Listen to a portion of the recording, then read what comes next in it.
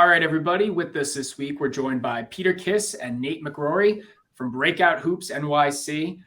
Two New York natives have joined forces. We're going to hear about their story and all things Breakout Hoops. So, Pete and Nate, welcome to the show. And how's everything going? It's really good. Thanks for having us, Will and Jake. Going great. Excellent. Thanks so much for having us, guys.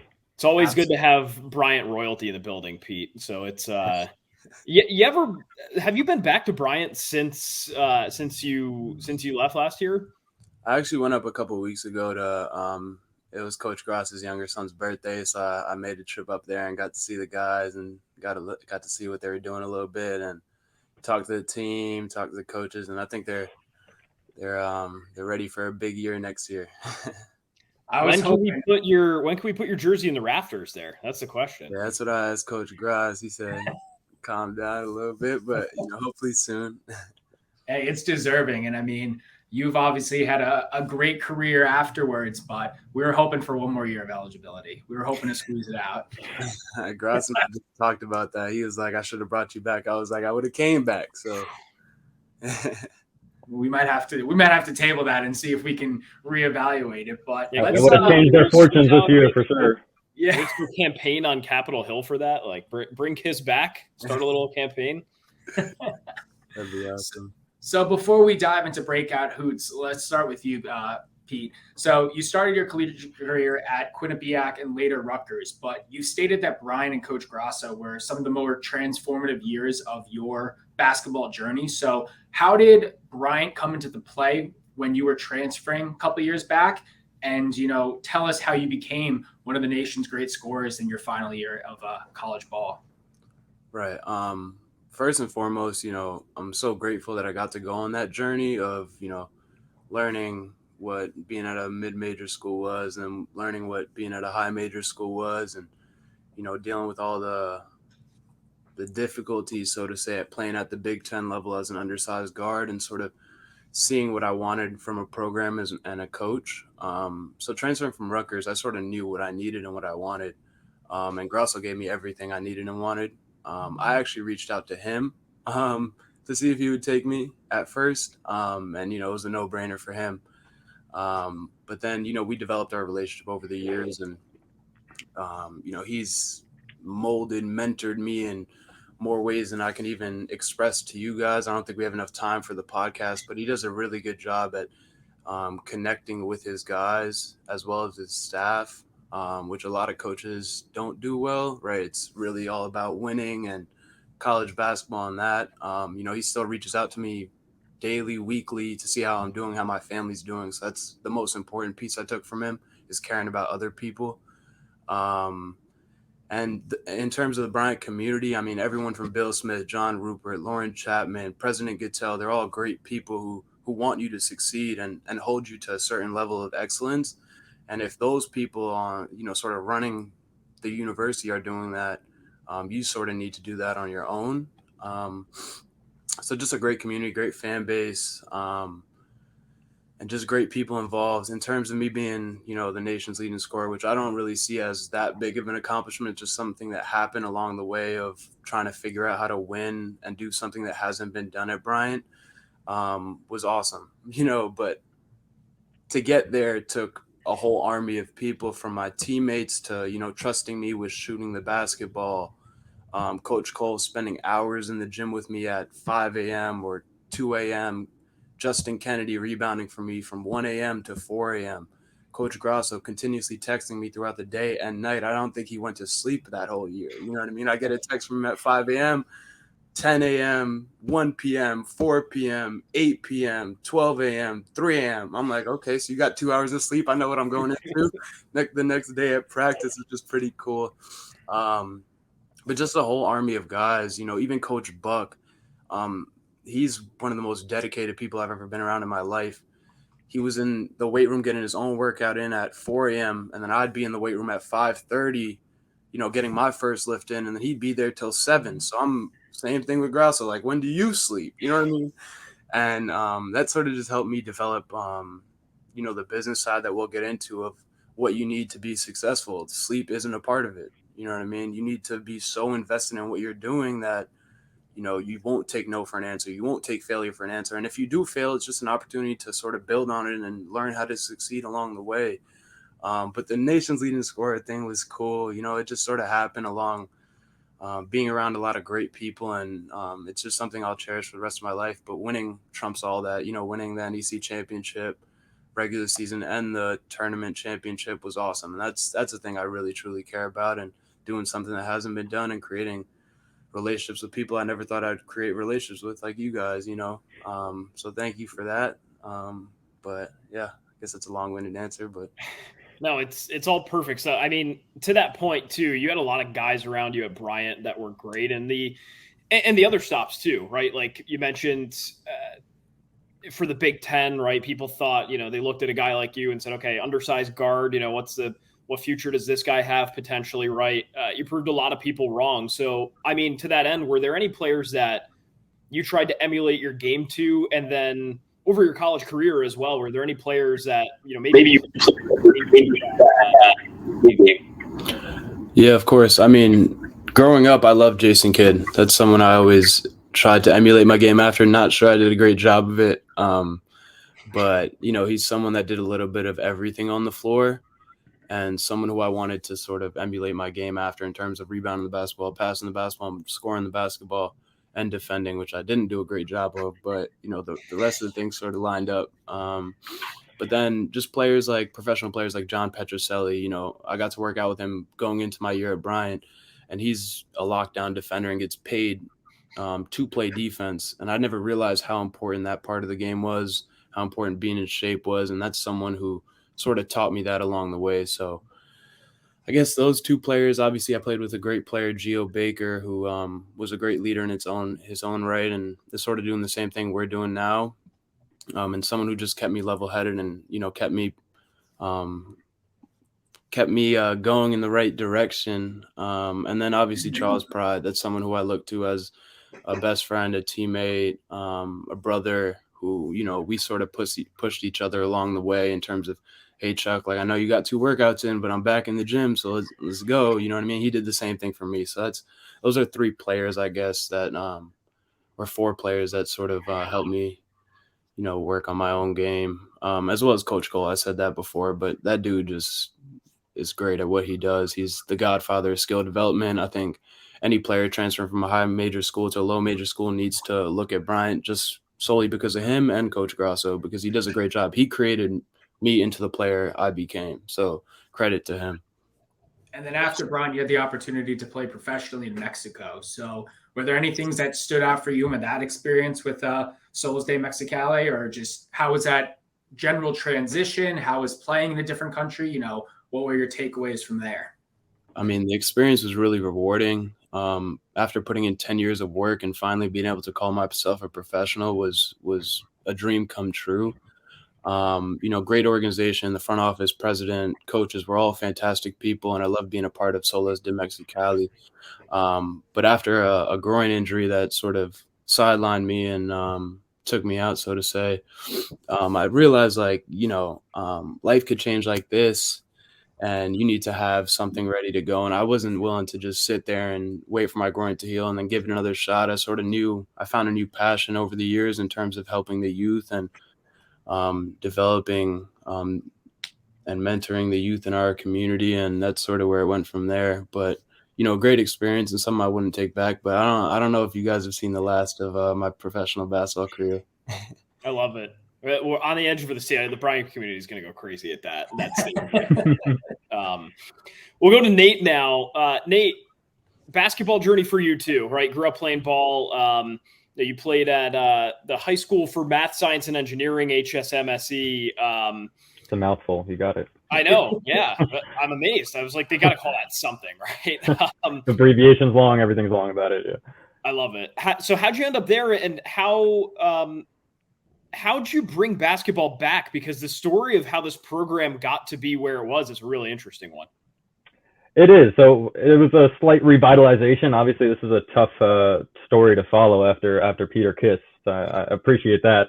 But so I started growing up on the west side of the park, Pete on the east side of Central Park, and ended up at the High School for Math, Science, and Engineering. That was known for math, science, and engineering the year before I got there. I think they had an 0 season. So besides maybe a scrimmage, it was like an 0-16 tough athletics field to get into. So I immediately made the team and was a point guard for the 4 years there. And by my senior year, we finally were able to turn things around and no more 0-ers. We kept that win streak going. And then by senior year, we had a positive record. I made the playoffs for the first time.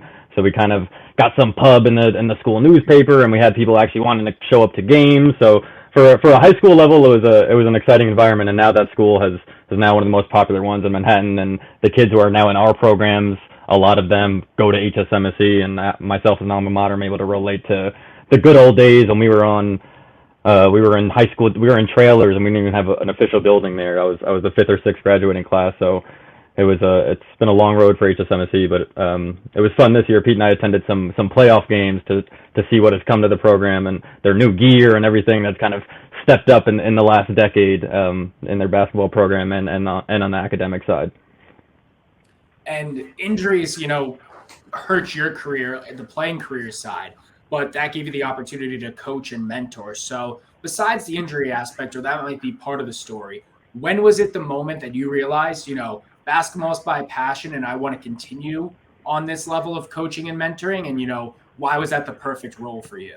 Yeah, that's interesting, Will. I probably knew, I figured that out later at a later point in my life, but I probably knew my whole life that I was into mentoring and coaching. I always say, like, before, during, and after my high school and college career, I was always a coach. My dad's been a coach on the Upper West Side here. So when I was 8 or 9 years old, my Saturdays were spent in the gym, like helping his program out and coaching, and whether it was on the court or off the court.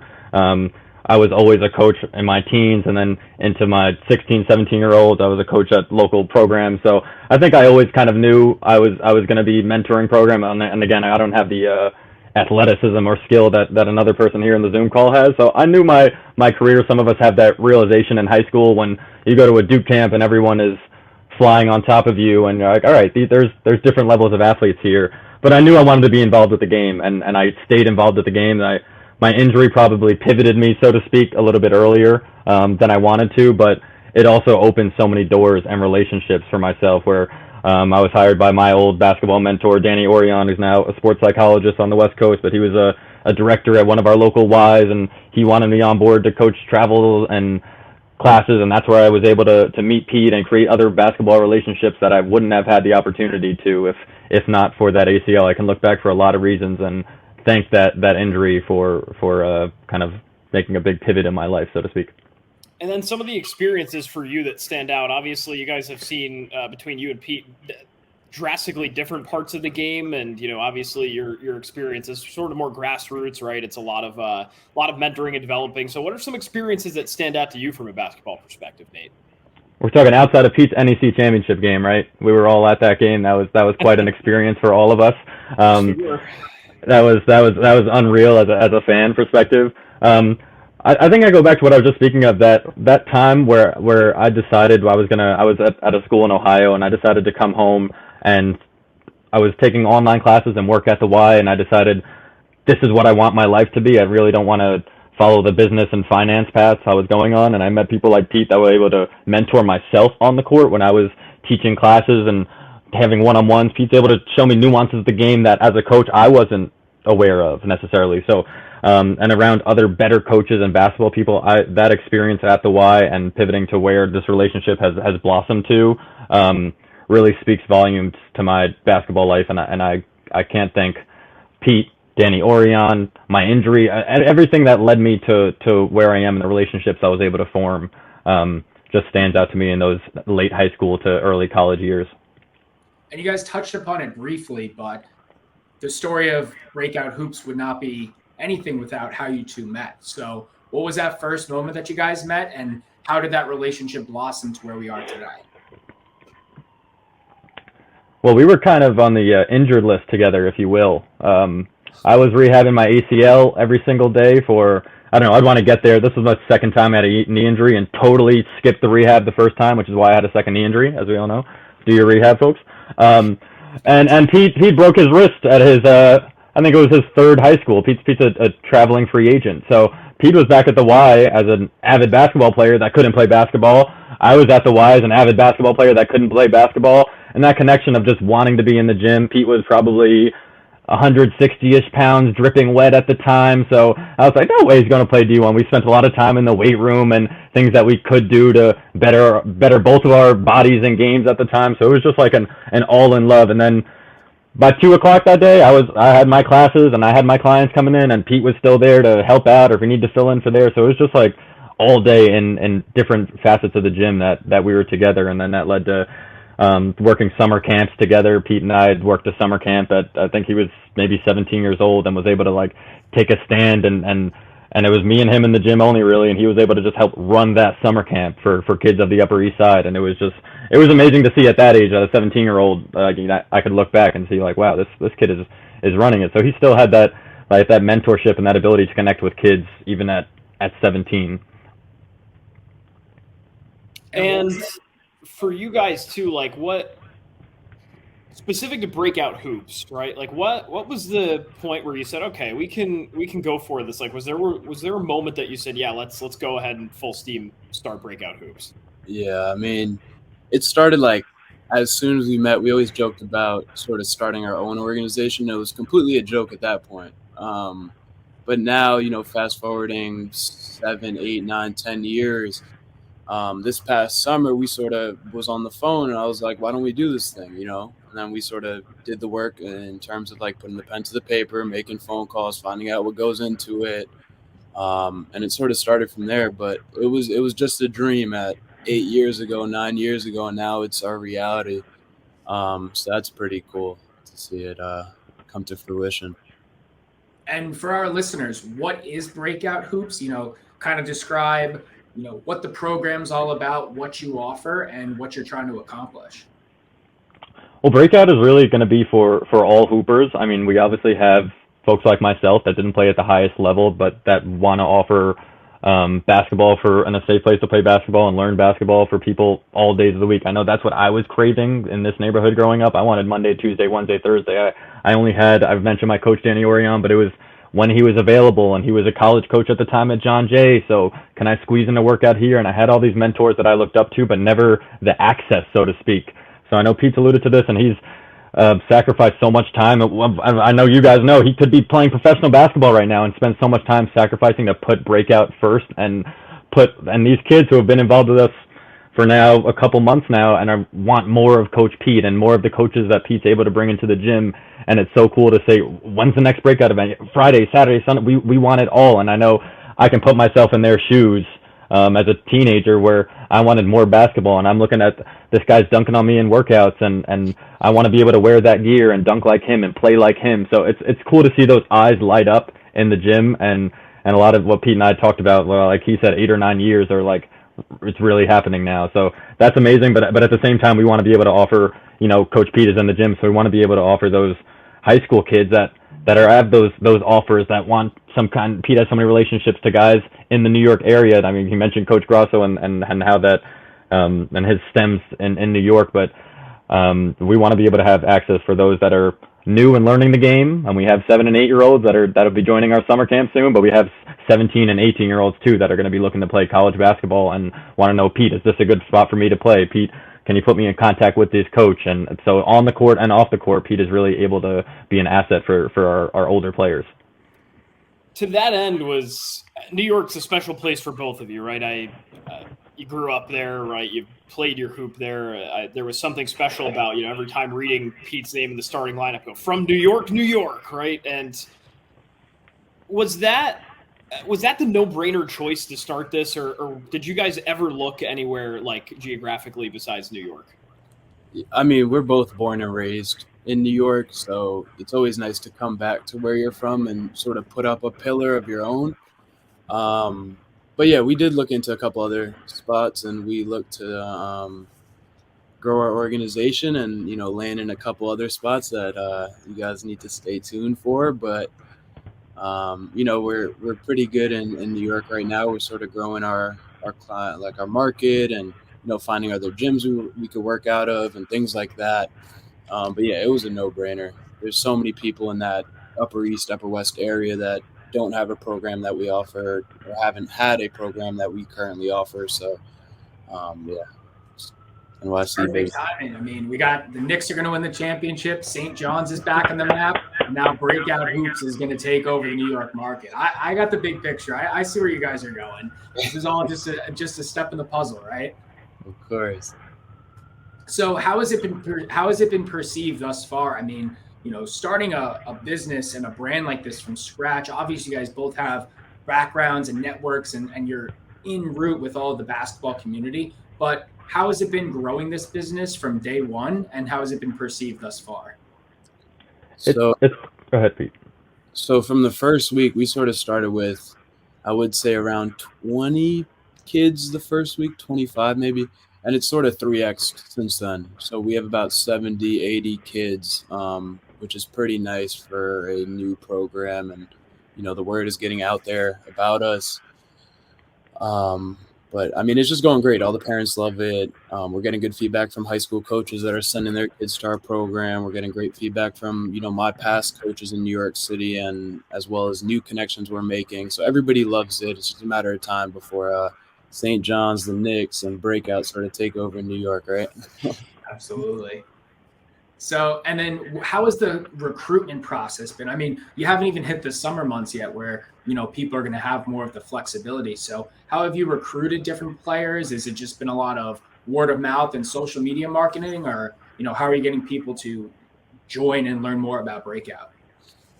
We're learning a lot of the marketing side of things, if you will. Pete did reach out to a lot of public and private high school coaches, just as, hey, we started Breakout. I'll be in the gyms. I'm willing to come to your gym and show and give a clinic and show you what Breakout is about. So Pete's been able to show high school coaches kind of what he's about and what our clinics are about and how he can really teach and relate to the kids.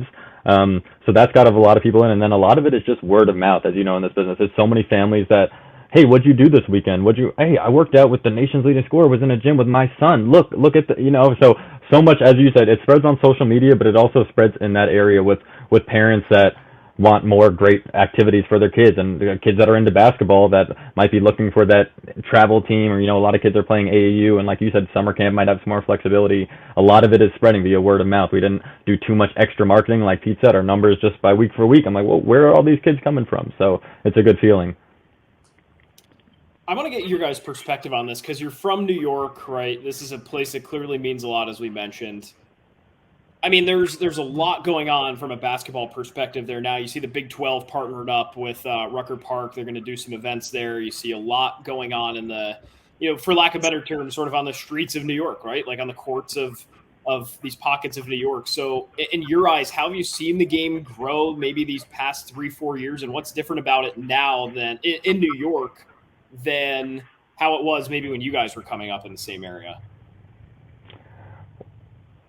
Well, for me, it's changed from everyone could handle the ball and everyone had cool layup packages to now everyone wants to shoot the three. So it's become I need to walk in and where's the 3-point line? And it's going to be their first shot and last shot in the gym. When I know the pride of New York was always point guards and the Kenny Andersons and the Stephon Marburys and all of those New York point guards just kind of turned into 3-point shooters. And a lot of them, like Pete alluded to, as Pete did as a hooper in New York, kind of left New York, so that the pride of that New York point guard and be able to be quicker and faster, and I could get to the rim at all points because I play in 30-degree weather when it's windy and I need to get to the rim and finish seems to be somewhat lost in lots of games that I've seen to be coaching and reffing. It's all about that beautiful Steph Curry 3-point line.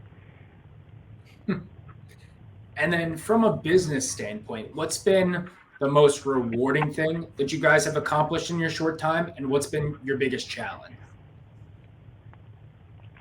For me, the most rewarding thing is working with the people I care about and the people I love being around. So I get to be in the gym with Pete. Pete's brother-in-law, Austin, has been the brains behind these two basketball guys that don't know anything outside of a gym. So he's able to deal with a lot of our software and website and interaction with parents.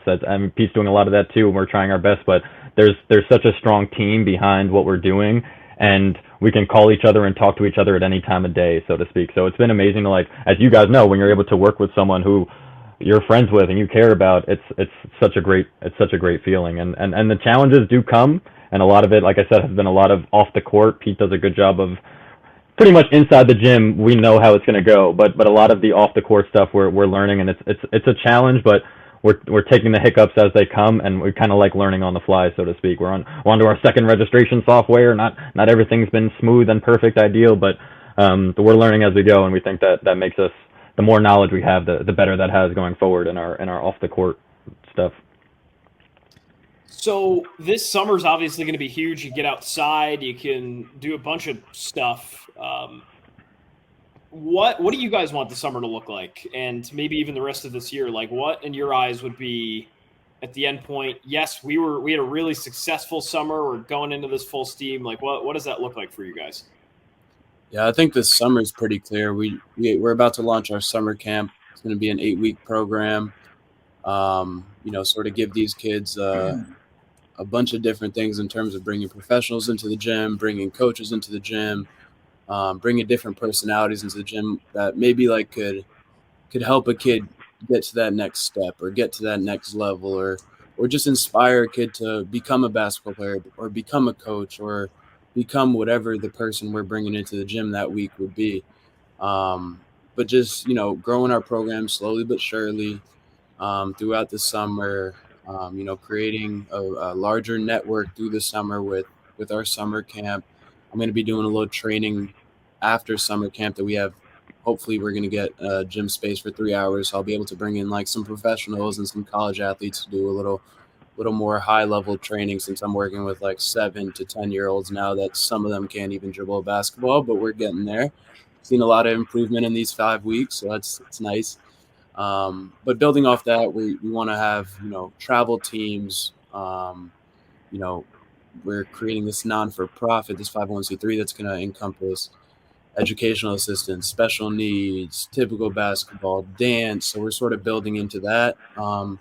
Just a lot of cool things we're looking to add to Breakout, as well as on and off the court, which is the name of our 501c3. So just a ton we're working on now. And in the bigger picture, obviously, every year is different, and you got to adapt with the times. But what would you love to accomplish in the next 5 years that you're like, Breakout Hoops has done X, Y, and Z? We want to expand our program to 2 other locations. So that's in my 5-year plan. I'm not going to give you where, but 2 different locations, as well as New York City. We want to be the premier travel team in New York, whether that means, on the Nike circuit, Adidas, Under Armour. But we're dreaming big here at Breakout. It's sort of what I've done my whole life, and I'm used to it.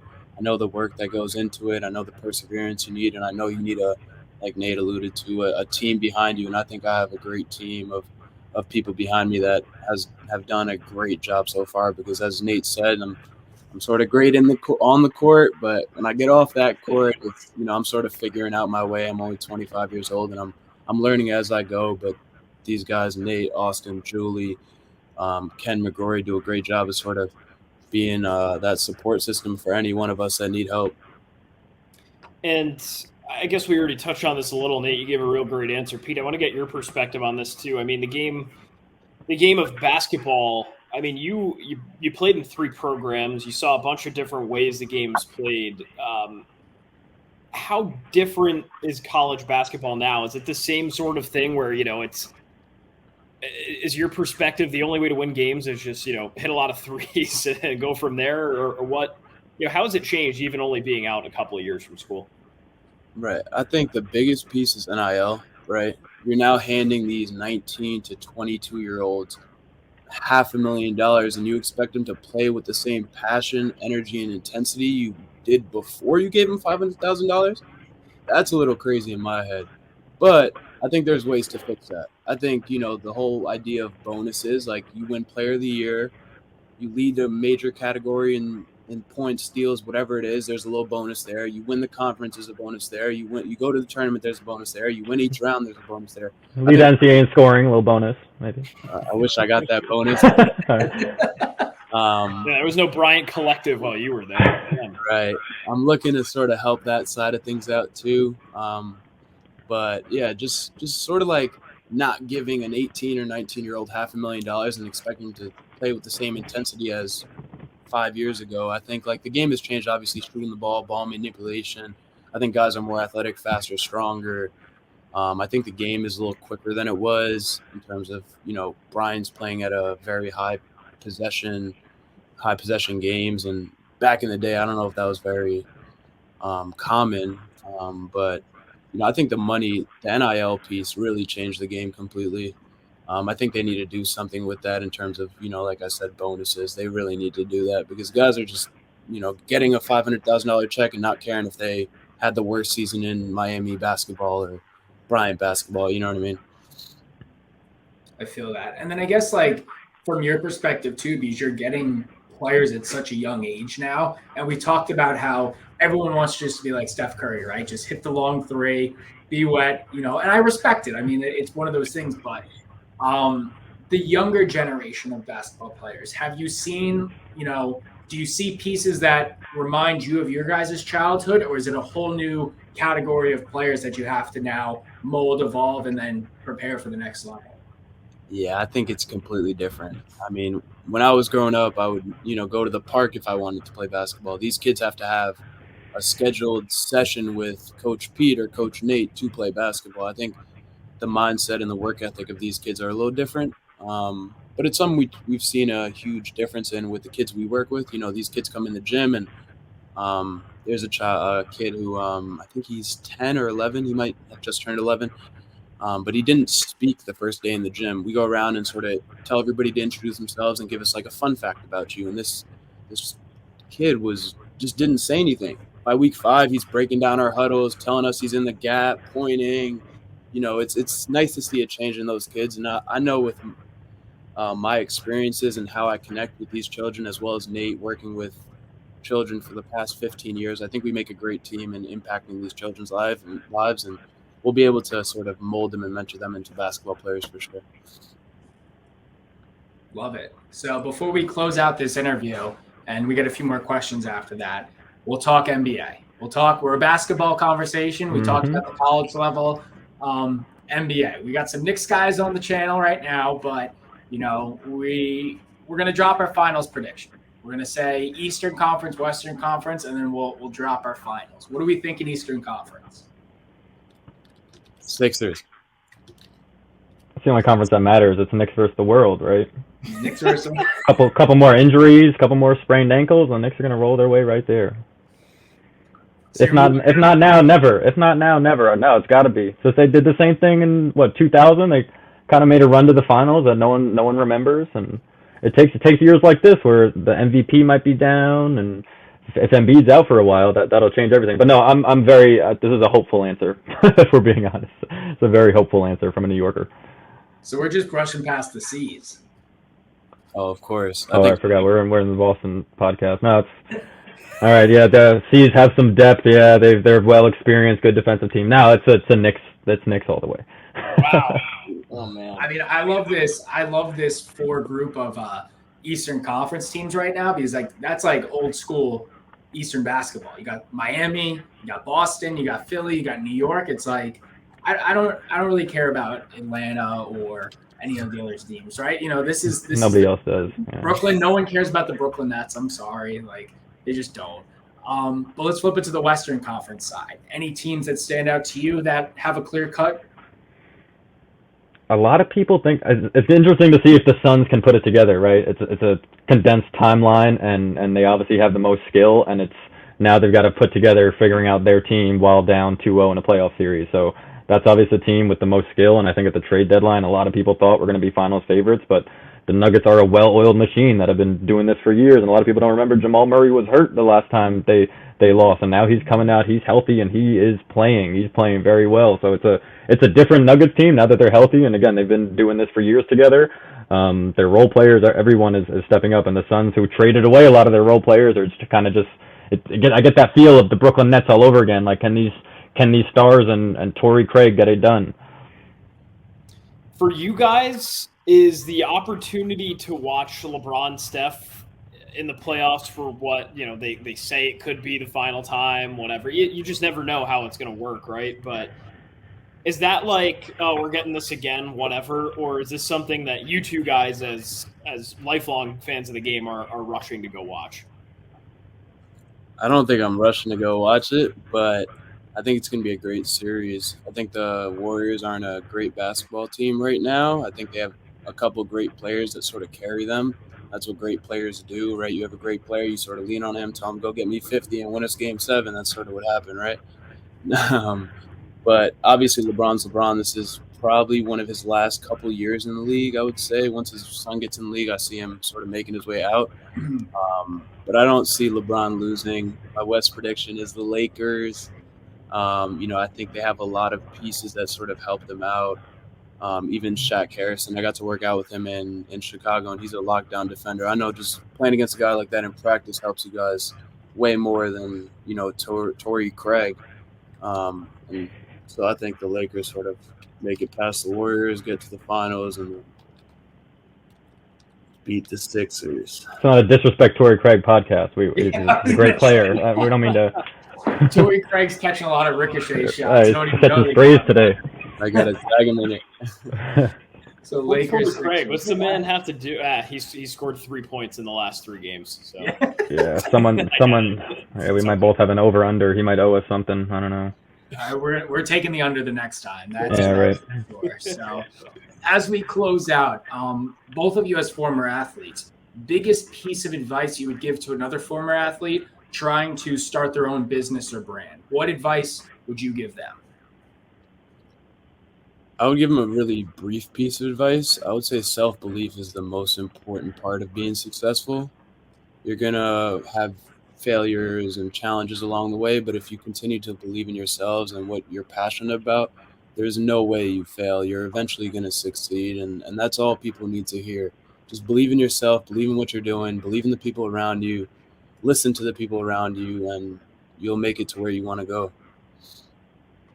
Yeah, I completely agree with Pete. I think self-belief is huge. I think we all saw what self-belief does even for like a basketball team when Pete was able to kind of will that Bryant team last year. He was able to kind of lift the play of other players around him and his teammates, and he's able to do that as well in Breakout in terms of like, this is what we're doing, not we hope to do this. This is what Breakout will become. This is the steps we have to do it in. So that self-belief is huge. And then alluding to what we both said earlier, like having that team behind you that you can communicate with well on a daily basis and make sure you're all like moving in the right direction and is huge. That self-belief and then the team behind you is, I think, key. But a lot of stuff you just got to learn as you go. And finally, what's something you know now that you wish you knew before you started this venture? I would say how much time it really takes to get a business off the ground, and what steps are needed to get a business like our own off the ground. I think it sort of sounds easy, right? You could just go out there, get in a gym, throw basketballs out, get people to sign up. But there's so much more, like Nate said. There's a team behind all that sort of helps you out with the website integration, the registration, the software development, the communication with these families. That a lot. Yeah, I would agree with Pete. It's just there's so much that goes into it, and we probably both didn't imagine from just being guys that are used to show up at this time either with your whistle or with your sneakers, and we're on the other side of the pond now where you have to do everything beforehand, and guess what? You also now you're the one coaching with get your sneakers ready, and you're in the gym as well. So it's a lot of work, but when it's something you love, like it really doesn't feel that way. It's not easy, but you guys are killing it, and we're happy to share the news about Breakout Hoops, and we're excited to follow along. So we appreciate the time. And where can our listeners find out more about what you guys are working on, and where can they find you online? Well, our website is breakouthoopsnyc.com. That's all one word. You'll see information about all of our spring info, our summer clinics, and like Pete said, our soon-to-be travel teams there. We also have our Instagram as well. You can see us on that'll be growing in content as we're getting more and more in the gyms, and we've got our photographers in the gyms. So that's where you can find us on social media and our website right now. But you probably all know Mr. Verified Pistol Pete Kiss on Twitter. On Instagram, he'll be posting a lot about Breakout, and that's another good follow as well if anyone doesn't follow that. Love it. Thank you, gentlemen. Peter Kiss, Nate McGrory. Check out Breakout Hoops NYC. Thanks a bunch, boys. Looking forward to following you guys and all your success. Thanks, Jake. Thank you, Will.